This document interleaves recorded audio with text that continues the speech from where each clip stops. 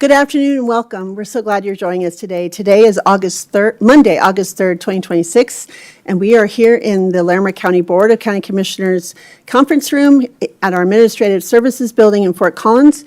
And I welcome you. I'm Larimer County Commissioner Chair Jody Shad McNally, and I welcome you to our work session with our Community Planning, Infrastructure, and Resources Department. Joining me at our conference table is Commissioner Cafals, who's just joined us, and Commissioner Stevens. Also, we will have our county manager, Lorenda Volker, in the room, and we have our assistant county manager, Lori Kadrich. But I'm going to we have lots of wonderful people, other departments and directors, but I'm going to turn this over now to Leslie Ellis, who is our Director of Community Planning, Infrastructure, and Resources. And Leslie, I know we have a Front Range passenger rail presentation that you're going to introduce those folks, or should I just turn this over to Nicole? Nicole Hahn from our engineering department, our Director of Engineering. And then we have some other, we have a large agenda today. We have 5 items, but she's going to introduce our guests for Front Range passenger rail. Nicole, I'll let you go, and if that's okay with you, Leslie, thanks. Great. Thank you so much for having us today. Our first item is an update on the Front Range passenger rail, as Chair Shattuck McNally had shared with us. We are excited to welcome Tricia Canonico, the Front Range Passenger Rail Outreach Coordinator for Northern Colorado, and James Flatham, the Associate Director of Strategic Initiatives and Communications for Front Range Passenger Rail. They're here to share an update on the work that's underway and upcoming opportunities to engage on the project. So please go ahead. All right. Good afternoon, Commissioners. Thank you all for having us. My name is James Flatham. As I think this group is aware, our project has been underway for some time, but we have a really exciting milestone to get to share with this body. I think the research and the background on this, I think, is known to this group, Fort Collins being a northern terminus of our first phase between Fort Collins and Denver, the joint service partnership that has been kickstarting the Front Range Passenger Rail project with existing funding.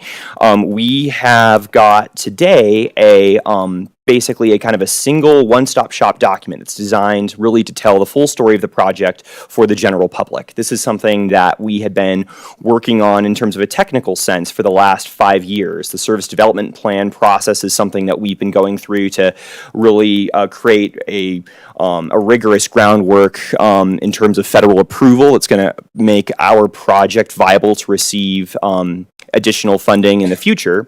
But what's really critical is that we're telling the story of the first couple of phases of our project where we are not dependent or not expecting to require any federal support whatsoever. We have a funding plan that uses state and existing local funding for phase 1. Phase 2 that gets us to 2032 is also looking at a potential new sales tax that our board is going to be contemplating this summer. So just wanted to share this with kind of all of your constituents. Going to coloradoconnector.com/plan. This is really designed for anyone who had a question about what's the scope of the project, what does the train look like, how much does it cost, what is the phasing, right? All of these pieces we wanted to break down into really plain English for folks.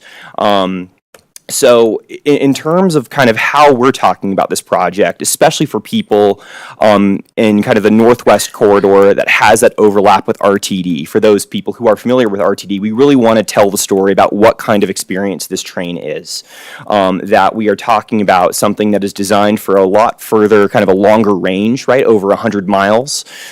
We are talking about trains that are really a lot more comfortable than a lot of folks are familiar with who have ridden commuter trains, which are designed to carry large amounts of people, designed for high capacity between kind of suburban park and rides to a city center, right? These trains are designed to really carry Coloradans comfortably between metro areas. Now looking at Fort Collins to Denver in particular, really the really high quality experience you can see in this image. This is a picture of coach class, right? The seats, the design that you're looking at here are kind of the traditional width you'd see kind of at first class on an airplane. This is standard. Talking about kind of why we're doing this project, right? When people are told, or when a train is brought up, kind of where other people are coming from, they're familiar with sometimes freight trains, right? We're in this building in Fort Collins where we just saw a freight train come by, right? These really impressive machines that are really important for the economy, but they're very, very loud.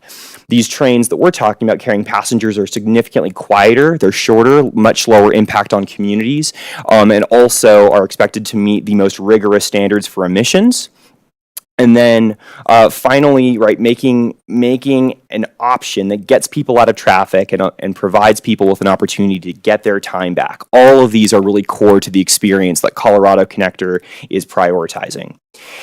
In terms of how our approach is intended to be pragmatic, realistic, and incremental, we are pursuing a phased approach. This body has been presented before really on the strategy, right? Making sure that we are using existing funding sources to their best and highest use to kickstart a train service very soon, where Fort Collins will be in the first phase, Fort Collins to Denver, 3 trains a day on this northern segment, really trying to maximize the existing infrastructure that already exists before we start to make some of the larger investments, get something going with the resources we have. But then really what's core for our board and core for us is that 3 trains a day is not enough for some of our ambition. We want something that is frequent, something that is going to be convenient, and we recognize that building out frequency is one of the most important things we can do to make this train useful. So in order to build out to 10 trains a day, we are looking at a new funding source, right? Because it is going to require a new funding source for us to get beyond those 3 trains a day. And this is going to be a ballot question that our board is entertaining a go, no-go decision on at the end of this month. So just super quick review, starter service, right? This is that incremental phase using existing RTD revenue along with state fee revenue that was put into place back in 2024, a really innovative partnership with the state. Happy to revisit this if there are more questions about it. I understand this body has received a few presentations on this over the last 2 years, but really just clarifying and reminding that Fort Collins and the Northwest is included in phase 1. With service initiation targeted for 2029. And then really, I think what's really critical for the broader part of our corridor, especially in the south, where we have constituents who had concerns, making sure that this was not an afterthought, that the full corridor, that we had an actionable plan to be able to get service on this full corridor. We have approached a phasing, right, where we are able to deliver trains to the south with entire corridor coverage within 5 years of passing a ballot measure.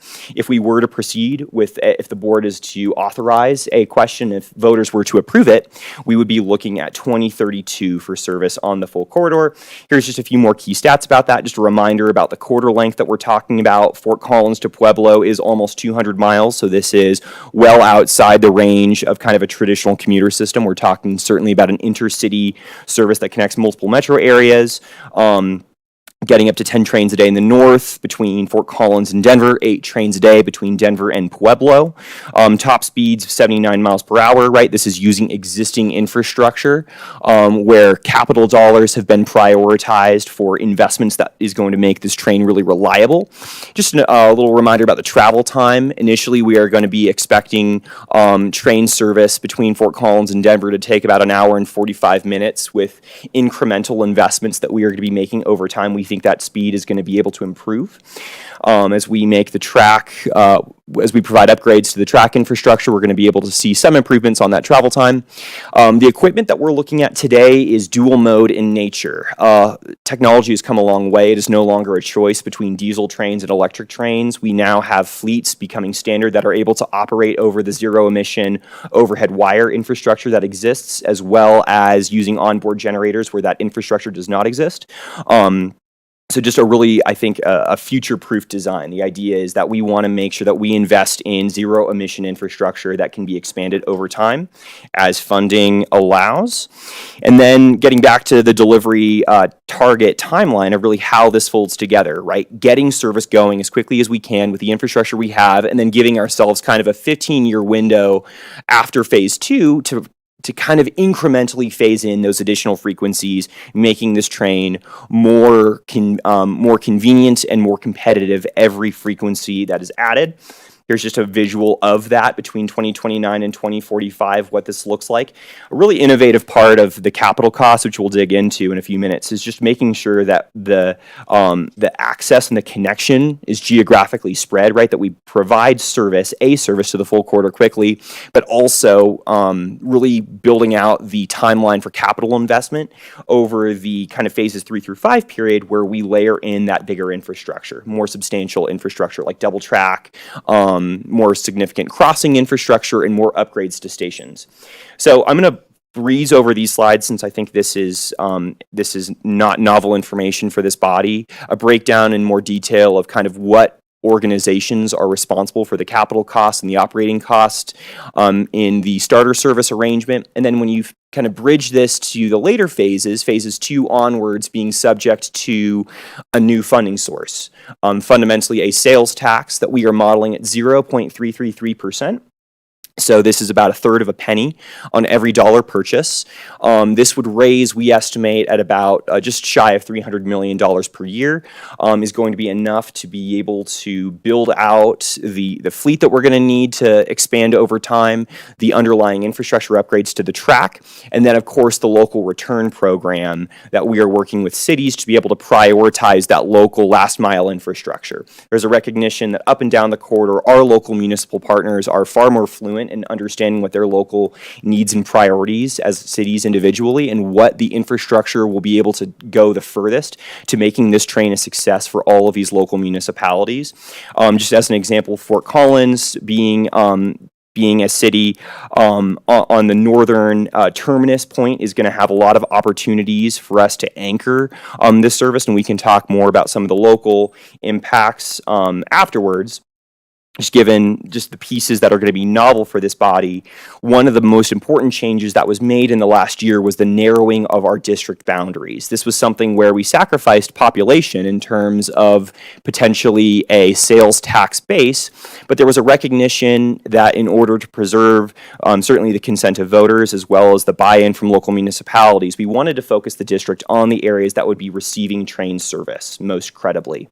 So what this basically is that up and down the corridor, where there is a station, right, that municipality is in the district, along with kind of a 2 to 5 mile ring radius around each of these stations. I can provide, if there are any questions about it, a list of all of the municipalities included in the district. But really what this did was this is designed for a body that will benefit most directly from it. And you can see kind of how the polling exists across each of these kind of before and after, the old district and the new district boundaries, where the appetite appears to have gone up in terms of the phasing. Just a really quick, just kind of point, one of the things that we get very frequently, especially in the north, and the overlap with the RTD boundaries, particularly kind of the Boulder and Longmont areas, is just why do we feel so confident in this approach? Where is the credibility in being able to actually deliver train service this quickly? 2029 is light speed in terms of infrastructure. The reason for this is a real approach of collaboration with the Class 1 host railroads. BNSF owns the right-of-way between Westminster and Fort Collins, the tracks that we will be operating on. And unlike the challenges where RTD went in, made promises to voters without really having the visibility and the resolution with the Class 1 railroads about what the infrastructure was going to cost to invest in, we've had the Class 1 railroads with us from the beginning, back when the district was created. Both BNSF and Union Pacific have ex officio representation on our board of directors, and they have been absolutely vital in helping us scope the project where we're actually trying to keep the costs under control. They've been vital in helping us understand what are the actual projects we need to get these trains running reliably, not overpaying, and also not inconveniencing them any more than is going to be required, right? This is their infrastructure. They've got an underlying business operating on these corridors, right? This partnership is helping us approach the right capital projects in the right phasing for us to be successful. Polling, so like I said, the board is going to be entertaining a go, no-go motion at the end of this month. The reason that us as staff feel very confident that this is a viable path is we have had 3 consecutive polls done within the current district boundaries, the refined district boundaries over the last couple of months. All 3 of them were over 60%, which gives us quite a bit of wiggle room between now and a ballot question if the board was to authorize that. But I think even more encouraging was the percentage of people who told us they think this project will benefit the state. Even for those who said that they wouldn't be able to ride it frequently, maybe they didn't live in a place where it was going to be super convenient for them personally, the acknowledgement that this train was going to provide value. Up and down the corridor, we've been telling our story, we've been communicating what the vision for the project is.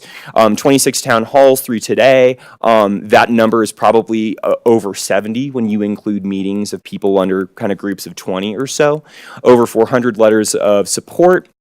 And I think a huge credit to Sal and our general manager, the strategy that we've taken to make sure that we've kind of branded this in a way that Coloradans can embrace and feel like is authentically theirs.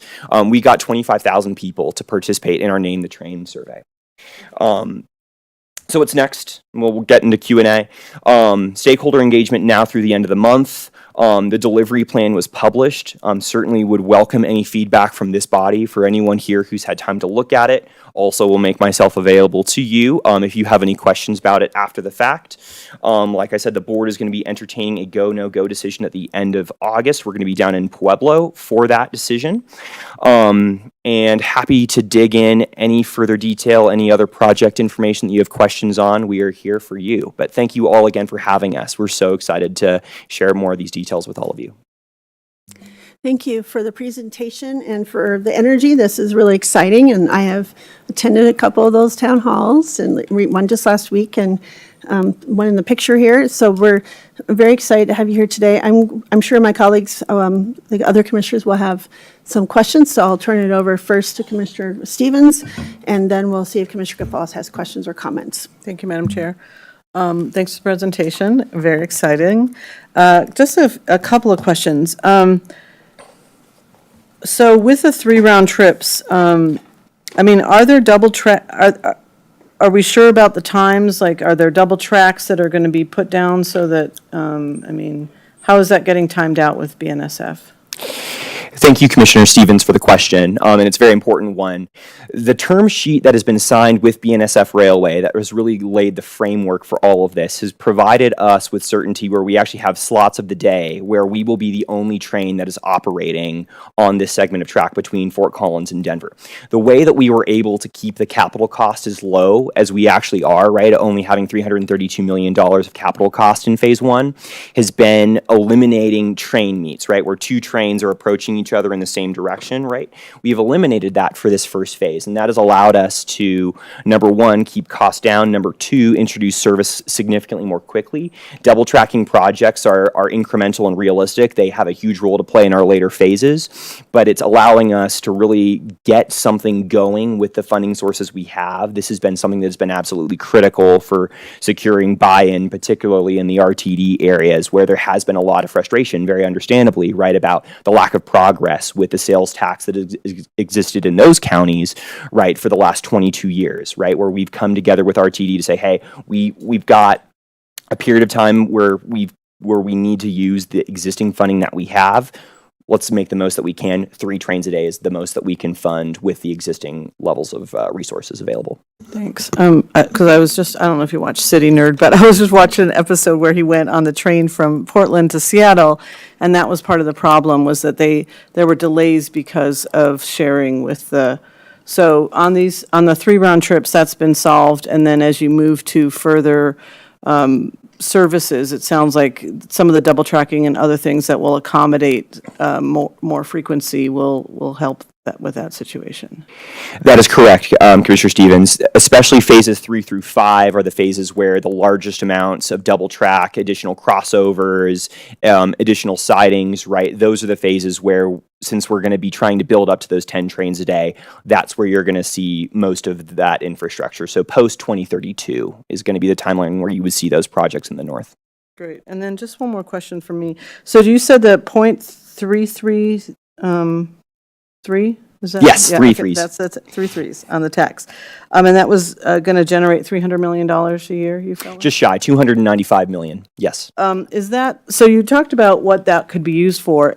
Will that be enough to sort of maintain all the services in addition to fares? Or do you feel like that you'll have to sort of increase boundaries or increase the tax at some point? I mean, how far into the future are you looking out for that to be enough money to sort of sustain the program and grow it to where it needs to be?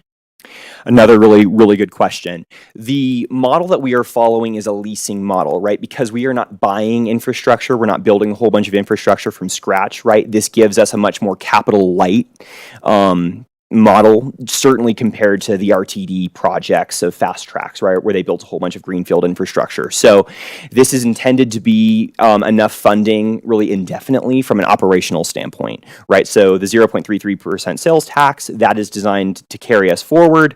In terms of the fares, I think our board has been really consistent in prioritizing to us. We as staff, when we design and when we scope this project, we are to prioritize ridership over fare box recovery.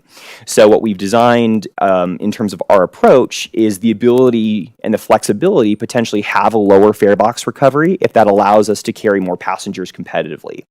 That said, I think there's a lot of us on the technical side who've been working on this expect our trains are going to be full, especially on game days in Denver. So that's where we're perhaps trying to retain a little bit of flexibility in terms of making sure that we're able to price our train to be competitive, to be affordable, but also to not be absolutely, oversold and stuff like that, because we want people to have a comfortable experience. So we're going to retain a little bit of flexibility on that. What we can tell you from a ballpark estimate of what fares could be, we're modeling somewhere between $10 and $25 each way. This is something that is kind of within the ballpark of Bustang, within the ballpark of the Winter Park Express, and just, I think even to my dismay, despite how terrible of a ski season we had, the Winter Park Express just had another record year of ridership, despite how unprecedentedly poor a ski season we had in terms of snowfall. So that is kind of the broader picture. Is this is intended to be sustained at a sales tax level to not need to go back. We've got a very strong amount of cushion in that to be able to have that flexibility to offer competitive fares to maximize ridership. Great. Well, thank you. I'm very excited about the train. I'm on board, pun intended, and look forward to future conversations about how we can be supportive. Thank you. Commissioner Kafalis, your hand is raised. Actually, it wasn't, but I do wish to offer a comment or two. And then I had 3 questions, but I think you've answered the question about the train fares. So my comments are that, well, first of all, I'm very supportive of this effort. It's been a work in progress for many years. I think a lot of credit goes to everyone, Sal Pace and company. Very creative approach in terms of the joint service and impacting the capital construction costs, sharing the track, and working out an agreement with BNSF. So all of that is great and very creative and very unique. So a lot of affirmations for all that work. My questions are as follows. Let's see. The first one is I wonder what you would say about the references to RTD and their financial problems that were in the Coloradoan report today. I would think that would cause a little bit of concern since approximately 47% of the $332 million is supposed to come from RTD. I wonder how you folks could speak to that, please. Absolutely. I think there is no denying that RTD finds itself in a really challenging financial situation today. I think what gives us comfort and clarity, though, in this situation is that the capital side of the picture, the $156 million you can see on this slide, is coming from RTD's Fast Tracks Investment Savings Account balance, the FISA dollars that were deliberately created to be used for expansion, for Fast Tracks expansion. And given the overlap in the corridor, this balance, right, is required to go to Fast Tracks projects. This is not a balance that can just be removed to operate, buses on the legacy system. So in terms of Fast Tracks, the incomplete, or let's say the undelivered promises of Fast Tracks, right, the Northwest Corridor represents by far the largest amount of mileage of what was yet to be delivered. So I think when we presented to the board, when I was kind of the last 2 board meetings, where the board authorized the 90% design milestone of our project for the starter service, as well as the loan that has provided us with resources to do outreach.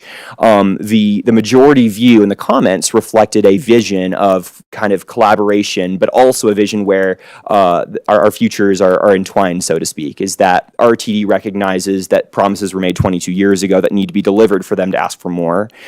So before there is a conversation about what perhaps an RTD of the 2030s is going to look like, what kinds of services they're going to offer, the promises made to the Northwest communities being so politically important for them has been something that has been aligned, I think, with our project. And I appreciate that answer. May I just follow up a little bit, please? Sure. Thanks. Yeah, I'm glad that you're thinking about this and are aware of this. I think it's important.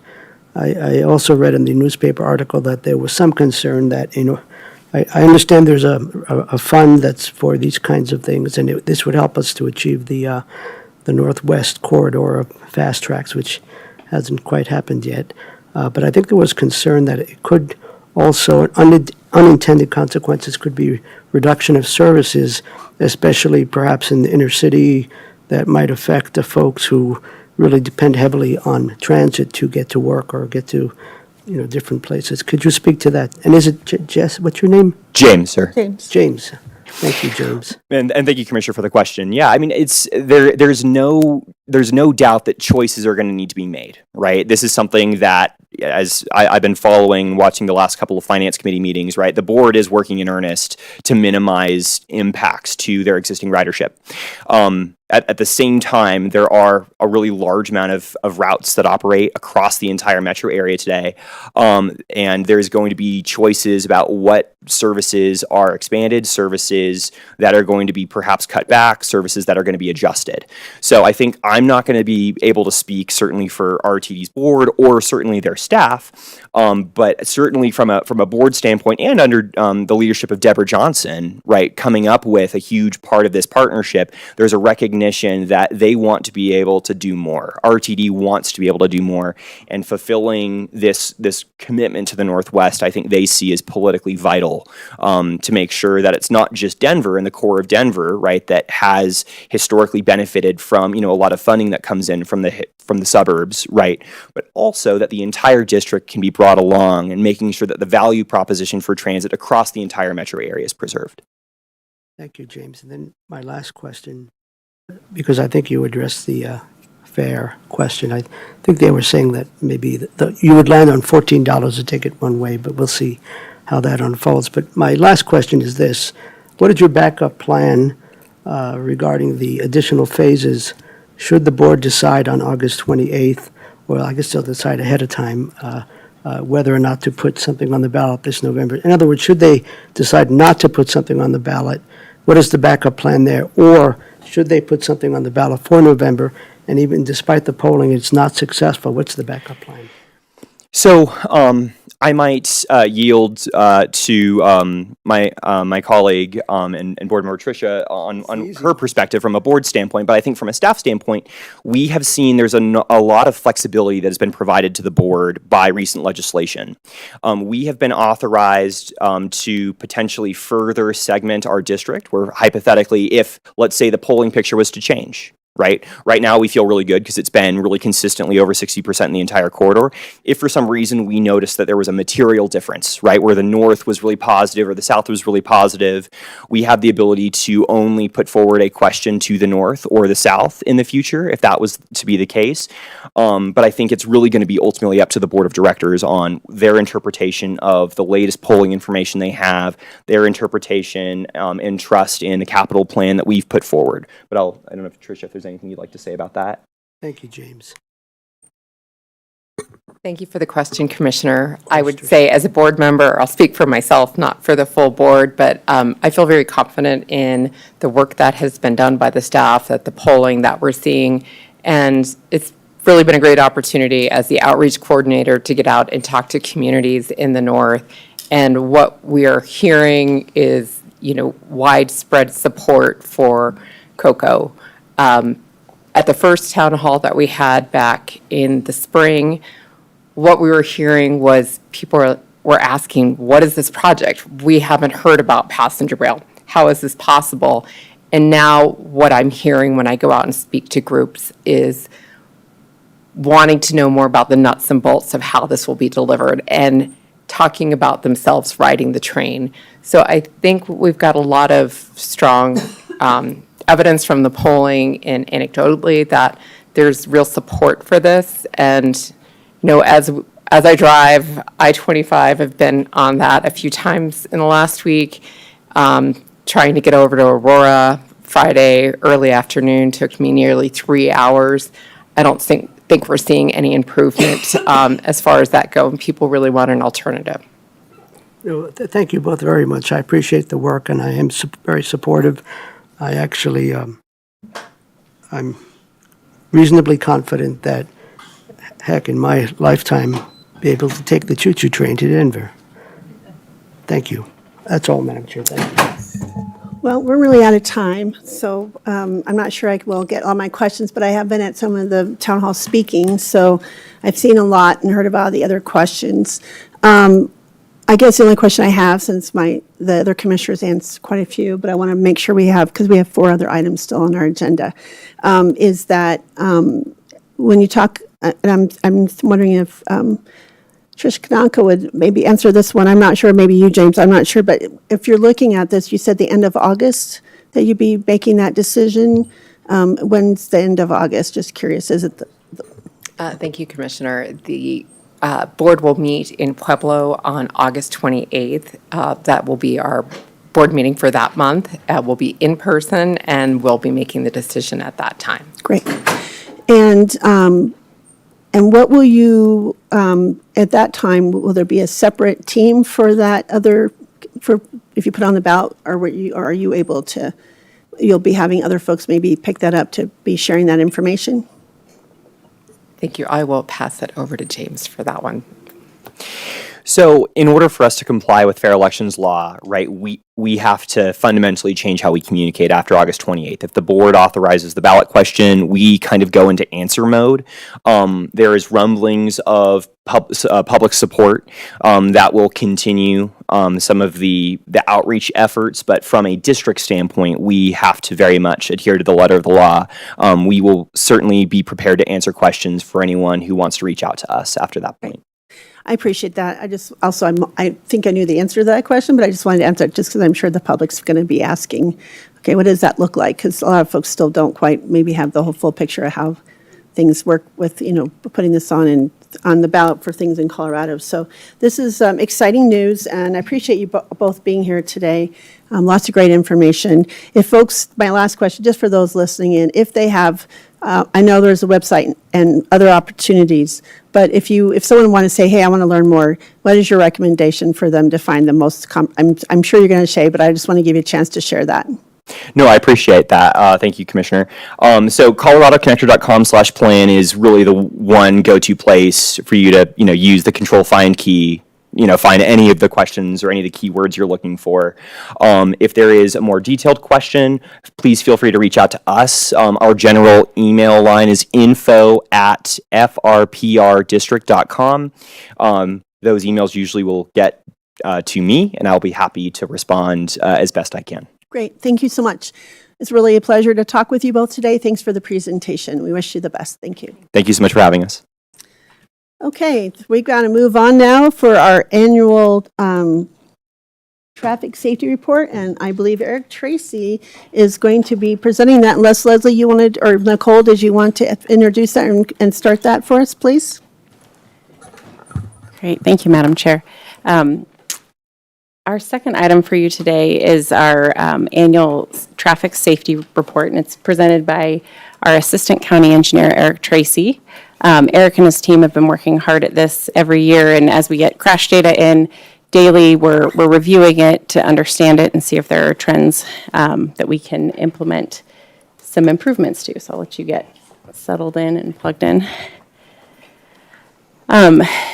You have a report in front of you today that should be in your stack of items there. And this report reflects the work that our engineering team works on annually to sort of look at the patterns in our crash data. We're also supported by the Colorado State Patrol that collects that data and then provides it to us monthly so we can start to study those trends and understand what's happening with our roadway safety. This is some of our most important work that we do. So I think transportation safety is certainly my why I come to work every day. I know a number of members on our team. This is really some of the most important work that we do. And it's also something that we're looking at our funding and prioritizing safety as one of our top priorities. And so this report really helps to guide where we'll be spending our dollars in the future and how we can make those dollars go the farthest in a way that impacts the community and improves safety. So with that, I will hand it over to Eric to present on the report. All right. Thank you, Nicole. Thank you, commissioners, for having us here today. Again, I'm Eric Tracy with the Larimer County Engineering Department, here presenting the 2025 Annual Traffic Safety Report. This presentation is meant to be informational for you. However, at the end of the presentation, we're definitely open to any comments or questions or concerns that you might have moving forward. I do want to provide a little bit of credit to our staff, our traffic operations group led by Bill Gleeforce, our traffic operations manager, and David Forney, our traffic operations technician. David's the one that really put this report together using the information that we'll be presenting to you today. As you're aware, the past couple years we have been through what we've called the Larimer on the Move. This is our transportation planning process. And what I want to highlight today is that our number one goal working through that was safety. That's something that we really focused on throughout that entire process, so much that a second part of the Larimer on the Move, besides our transportation plan, was actually developing the safety action plan. This plan was funded through the federal Safe Streets and Roads for All program, if you recall. Within this plan, we did adopt Vision Zero. That's a commitment statement that we have here where we stated that on roads and sidewalks under the jurisdiction of Larimer County, the goal is to eliminate traffic-related deaths by 2040 and traffic-related serious injuries by 2045. So our transportation plan and our safety action plan in tandem have created this Larimer on the Move program. Part of that was then adopting the safe system approach. And what I want to highlight today is actually the statement that's on the top of the circle that you see there, where it says death and serious injuries are unacceptable. So I'm going to be going through a lot of numbers, a lot of graphs here in the next few slides, but I do want to acknowledge that these numbers represent people. And that's really why we're here today, is to try to improve that situation for them. Nicole did mention that the support that we get for traffic incidents is through Colorado State Patrol. So the information that we receive from the crash reports comes from them. Some of the highlights that I'd like to share with you today within the annual traffic safety report, we did see a significant decrease in total crashes between 2024 and 2025. So much that we thought that maybe that was a clerical error or something. We researched that. We didn't find any reason to believe that the total crashes haven't been any different than what we see here today. Breaking down those crashes, what we see by severity is that we did see an increase in fatalities. In 2024, we were proud to report that we had 0 fatalities on our Larimer County road system. However, in 2025, we did have 5. What we do like to point out, though, is if we were to combine the fatal injuries or fatalities with the suspected serious injuries, there's really a fine line between the two. It's really depending on the situation, whether it is a serious injury or evolves into an actual fatality. When we combine the two, really we're fairly consistent between 2024 and 2025. But again, unfortunately, we did see an increase in actual fatalities in 2025. Some of the trends that we've been tracking over time, you'll notice this is in your packet as well. I don't want to, it's hard to read on a screen with such tiny font, but these are some of the trends. You see most of them are decreasing. However, we do want to point out that some of the ones that we as staff are really trying to focus on are the vulnerable road users. Those pedestrian increases that we've seen, 82% over a 5-year period, and even motorcyclists. You know, they're a lot more vulnerable than people that are using motor vehicles. We have seen an increase in incidents with the motorcyclists as well. For seatbelt use, which is always something we like to point out, it is very clear that when you use your seatbelt, you are less likely to be injured. You'll notice that those who wore a seatbelt, 74% walked away with no apparent injuries. Those who were not using a seatbelt, that was only 10%. And what you see going down the graph here is that as the severity increases, you'll notice the trend as well, where we have suspected injuries under the seatbelt not used section. Up to 65% of all traffic accidents where people are not using their seatbelt will result in at least a minor injury. Two other trends, total distracted driving and impaired driving incidents. We've seen a slight decreasing trend in that. We do want to point out that in between 2024 and 2025, we did see the law go into effect where people were not allowed to be using their cell phones in their vehicles without the hands-free device. Thank you. Yes. When we look at the non-motorist crashes, we have seen an increase in those, as we noted before. Breaking those down between pedestrians and bicyclists, these are the way that they landed. The numbers are small enough, it's hard to identify trends. However, we did have fatal injuries in both categories. We do want to point out a few of the improvements that we've done to mitigate safety. This first one here is the project that we did on 57th Street and Highway 287. That was a partnership with Loveland, and we were able to install sidewalks along that corridor, making it easier for people to access transit and other services. We installed a rapid rectangular flashing beacon on County Road 18E, which is 8th Street Southeast. And also, we replaced a structure over the home supply ditch, which allowed us to install a left turn lane and wider shoulders.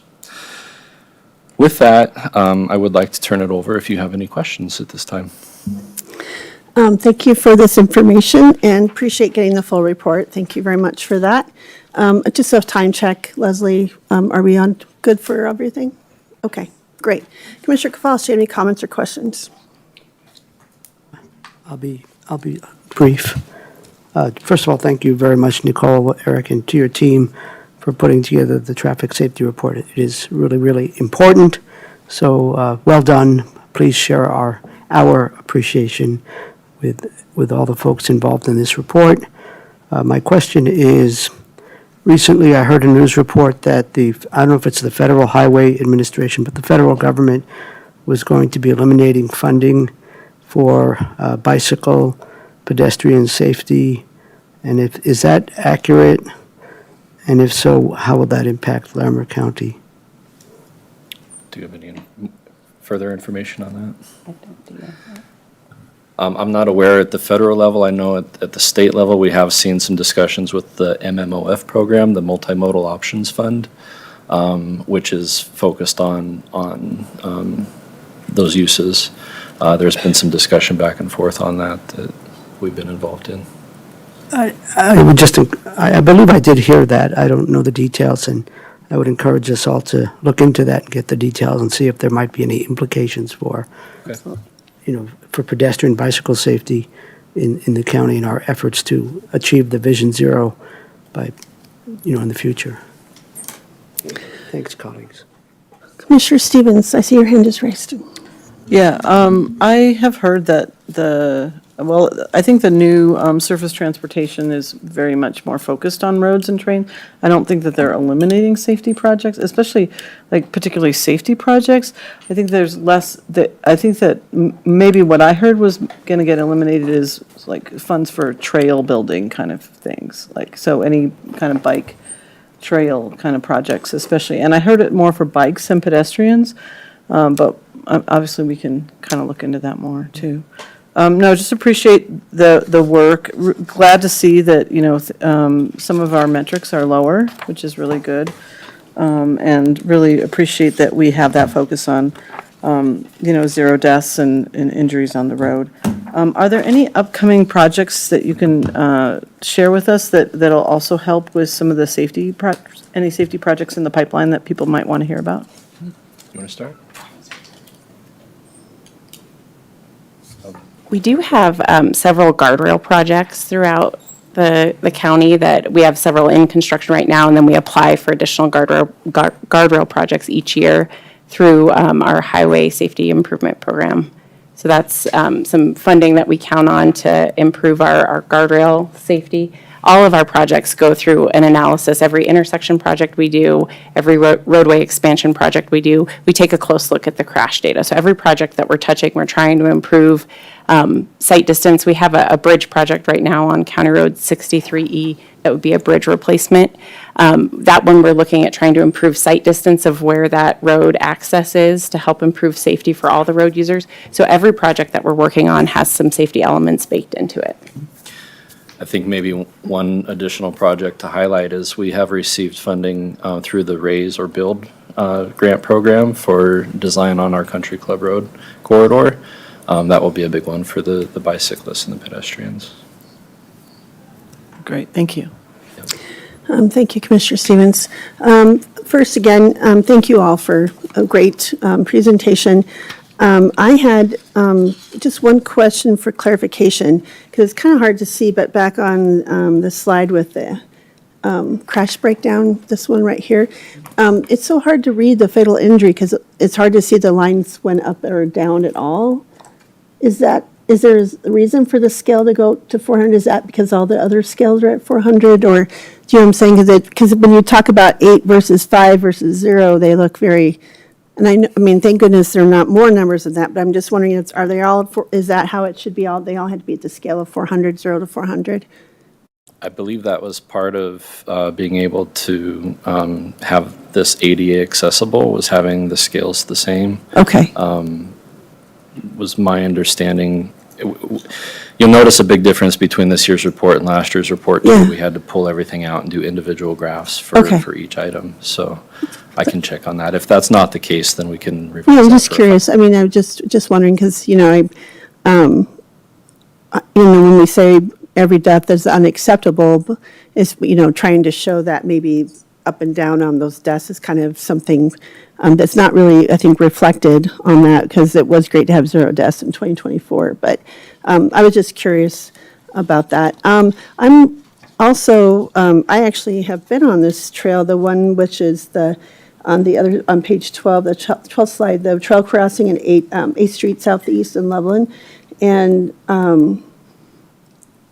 I'm wondering about, it looks like it was wide. Did I miss that you talked about widening that that road too? So it looks like there's a little, or is it just the trail, the flashing markers? It was just the flashing markers. I think what you're seeing there is a fresh chip seal on the road. Okay, and was the little white diamonds and stuff, that was added, is that extra than usual, just trying to get people to see kind of earlier, so? Yeah, that be the stopping position for the vehicles. Okay, great, because people can fly down, I know people, I've walked that and people are coming really fast, so you gotta look as a pedestrian really to see who's coming, so, okay. And then, we don't talk a lot about a lot of this, but I know there's some work, and maybe you mentioned it, and I didn't catch the details, but we have a lot of, I've talked to some folks about wildlife versus, vehicles or pedestrians, and even someone kind of hitting a a deer coming out in front of a cyclist and they went into the ditch trying to avoid the deer. I'm not laughing, it's just that the way they told the story was very interesting and they kind of spun it a little bit. But I'm wondering, what other things, have we done anything with that to kind of help, especially in high traffic or migration areas, to maybe alert folks of, I know we have the certain signs on, like the state does, but do we do that kind of thing with us marking high traffic areas or help with wildlife safety crossings as well? And just for reference, I didn't have it in the presentation, but on page 13 of the report is a summary of animal crashes. Okay, So you can get a breakdown on how many we've had and what types of animals have been part of those incidents.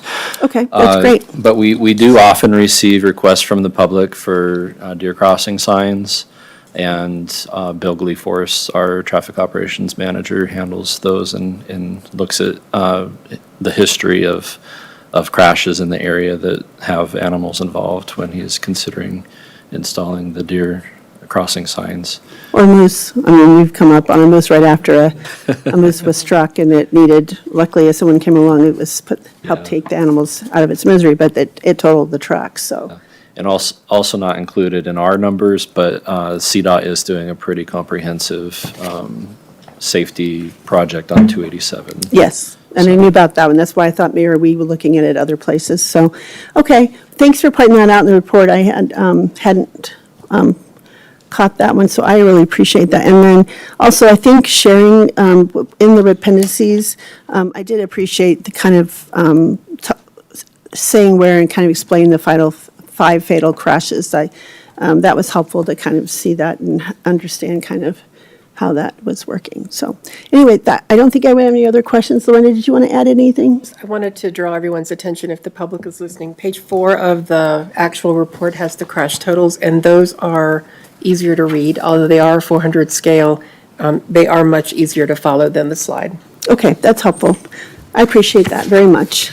Okay, well done. I appreciate you highlighting that, every crash and death is unacceptable, and that was a nice highlight for me, so thank you.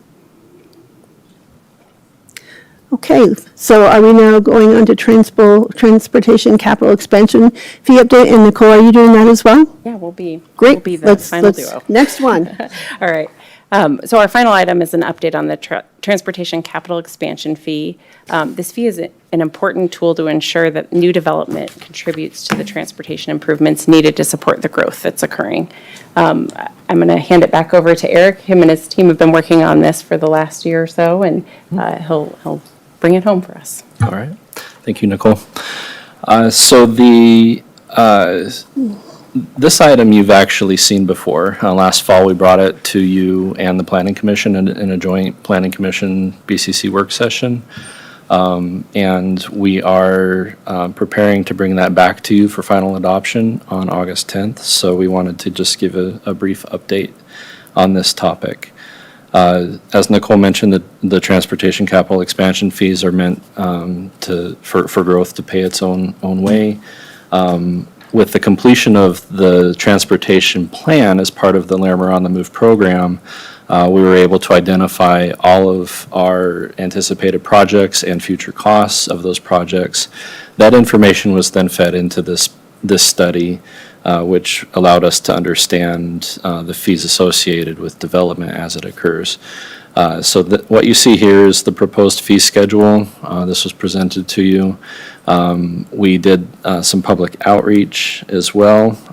We'd reached out and asked if there were any groups that you wanted us to reach out to. We've reached out to them. Have not heard anything in response. So we have the study, the fee schedule, that requires some changes to our land use code. I included the changes in the packet, and you'll notice that they're all administrative changes, changing the wording from Transportation Master Plan to the Larimer on the Move Transportation Plan, just references in that effect, and then actually changing the calculation numbers to reflect the study itself. So with that, we've taken this to Planning Commission. It went to Planning Commission on July 15th. It was on the consent agenda and was approved unanimously. We do plan to bring it back to you next week on August 10th for the final adoption. We are planning on having that on consent unless you would like that to be a discussion item. So with that, I'll see if you have any questions regarding this topic. Thank you. Commissioner Stevens, would you like to comment on that? Do you want it on consent or? I'm fine with it being on consent. We've discussed it publicly before, so appreciate it. Great. Commissioner Cafalas, would you please answer the same question? I'm also fine with consent. I'm fine with consent. We've talked about it a few times. And thanks for, I like how that slide spelled out the changes to the graphs and to the code, so we understand that. And it sounds like it went through Planning Commission with no one polling and talking about it, so. And then appreciate you bringing this also in the packet. So I think that looks great, and thanks for that great work. It's always extra the details and implementing and making sure the details are all correct. So as we change that language is really important. So next week it will be on the formal adoption. So great. Thank you. Thank you both. Okay. Thank you all for being here today. Lots of things on the agenda. Well done. All right, then we'll talk to our Community Development Director. Update, Rebecca Everett. Hello, happy Monday. Happy Monday. Good afternoon, Commissioners. Rebecca Everett, Community Development Director. I don't know that will reach that far. I have just one bundle of updates all related to upcoming hearings and work sessions for community development items. Just give you a preview of the next month. So Nicole and Eric just shared one of the items that's on the agenda for next Monday's land use hearing. There are only 2 items on that hearing: the transportation capital expansion fee, which will remain on consent, as you just discussed, and then the second reading of the rubbish ordinance. So it should be a lighter hearing with just 2 county-initiated items on it. Earlier that same day, our SIPR work session, Monday the 10th, we will present you with the draft code for the special event land use code update. That will be in your packet for Monday, as well as for next Wednesday for the joint Board of County Commissioners and Planning Commission work session. So we will be discussing that topic both on Monday and on Wednesday evening. The intent of that is to give the board dedicated time to review and discuss and ask questions prior to the joint meeting with the Planning Commission, so that we can make sure there's time for the planning commissioners to also understand the code, recognizing that you all as a board deal with special events more frequently and more directly than the Planning Commission does. We wanted to create a couple opportunities next week to talk through those code changes before they get scheduled for hearings in September. Right now, the schedule for special events is to go to the September 14th Planning Commission. I think that's the wrong date. I apologize. September 16th Planning Commission and the September 28th Board of County Commissioners hearing. Then, Rebecca, could you clarify, the rubbish ordinance, is that first reading or second reading? second reading. When was the first reading? Oh, is it first reading? Okay. No, it's second reading. I think we had that already, that, I could see Yeah. John was looking for some clarification. yeah, I think it was Commissioner second Cavallo. reading. Maybe you weren't here Because for that. Amy read it, and she read the whole thing. and- Yes, yeah, it's second reading next week, and I'd have to go back through our agendas to determine when the first reading was. Thank you for that Well, clarification. I believe it was in June. Yes, but I think so. I can go back and confirm that. And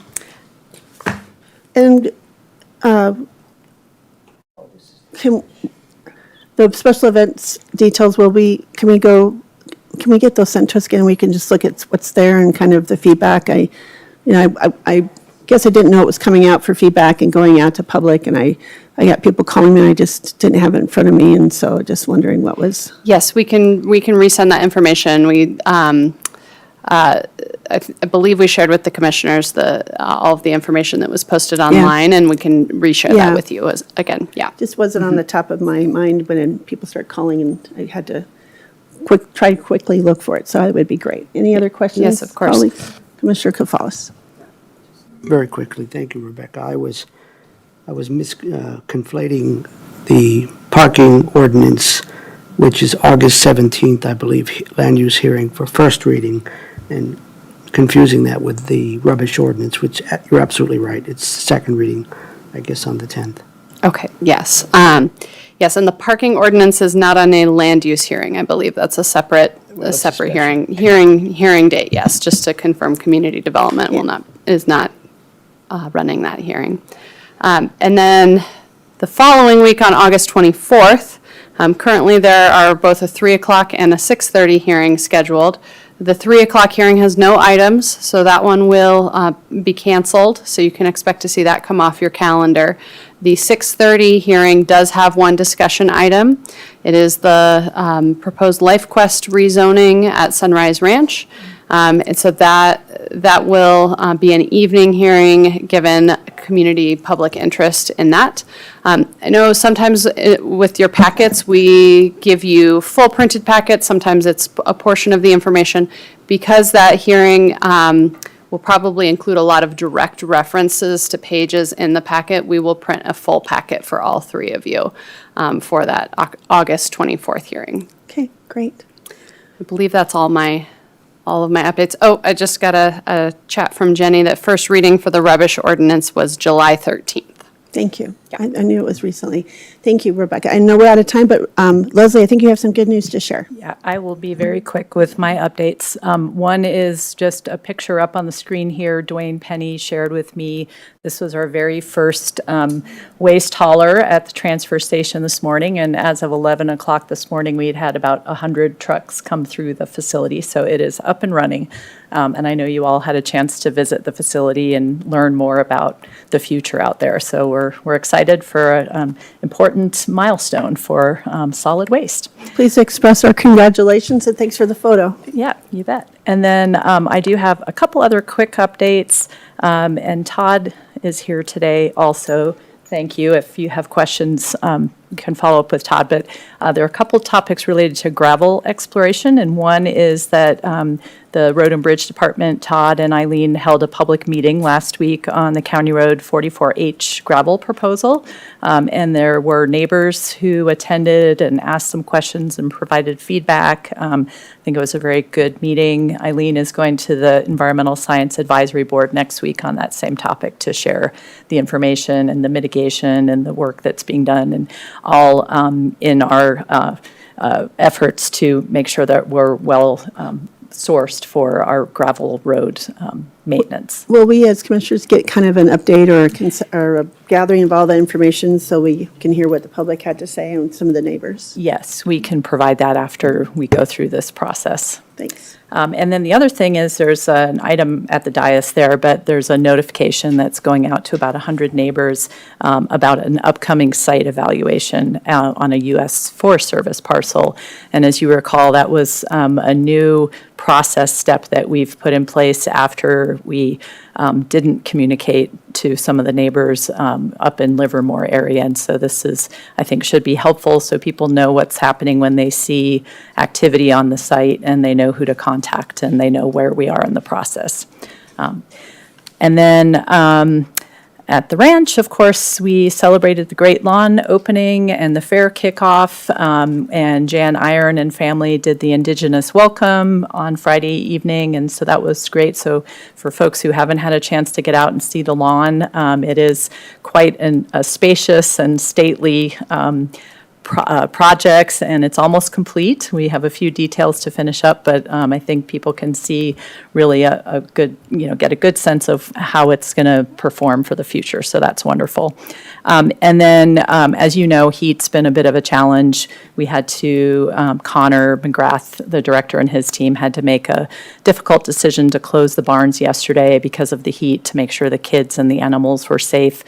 They're open today, but only for 4 hours for the same reasons, and we'll continue to evaluate as the weather, depending on the weather. I'm just kind of rushing through these really quickly here. So I wanted to let you know, too, that Sensory Day is this afternoon, and we capped attendance for RSVPs at 1,400, which is, it's grown quite a bit over the last few years. And that's the number of folks who've RSVP'd. Of course, today is hot as well and smoky, so we may not see everybody show up. But I think the team's been doing a fantastic job of getting the word out and providing that event for people who participate in that. And those are probably the things that we have time for today. So, Great. Thank you. Well, thanks. Yeah. Yeah, we enjoyed cutting the ribbon as commissioners on Friday and always love dancing with the Iron Family dancers. And we know the staff did a lot of work into that. And we appreciate the tour that we had gotten, Commissioner Stevens and I, seeing where the water bottle filling stations were and things. And so we appreciate, the chance to see it before all the crowds. And I also just want to express everyone I've talked to has just raved about it and very happy. So I just wanted to share that as well. So we're out of time. I appreciate everyone being here today. Todd, you sat through the whole meeting and you got out of no questions. You're so lucky. You win the gold star today. You're a good day to start the week. So at 2:33, or 2:35, excuse me, we are adjourned. Thanks for joining us today. Have a wonderful week.